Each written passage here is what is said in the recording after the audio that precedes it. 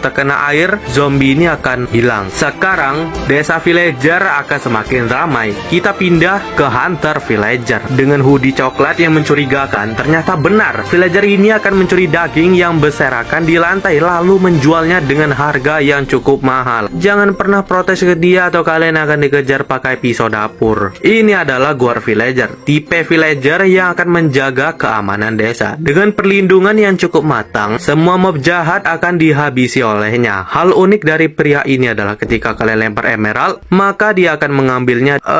Jangan berharap terlalu tinggi, karena ya sistem ini sama seperti piglin. Selain itu juga ada Elijah dengan pertahanan yang paling kuat, armor yang berlapis baja, bahkan shield, bahkan nyawanya bisa melebihi Iron Golem. Dengan damage yang sangat sakit, bisa dikatakan Vindicator dengan armor. Mending kalian melarikan diri karena cukup sulit melawannya dari jarak yang dekat. Jangan kaget ketika melihat Steve tangan panjang dan memiliki mata yang hitam waktu di goa. Ini adalah mob yang cukup aneh yang membawa pickaxe bahkan dengan damage serangan yang terbilang tidak terlalu berpengaruh. Kalian bisa kalahin ia dengan mudah dan akan drop resource sama seperti player biasa saat mining. Apakah ini seperti player yang ingin mining bersama juga? Villager dengan bentuk aneh adalah perforator dengan bentuk berlubang-lubang. Buat kalian yang gak kuat lihat ini, mending skip deh. Memiliki damage yang cukup besar, namun gerakan yang sangat lamban. Dengan begini, hanya beberapa kali tembakan panah, kalian akan diberikan 4 makhluk kecil aneh dan beberapa emerald sebagai hadiah. 2 makhluk yang tadi aja udah serem. Bayangin,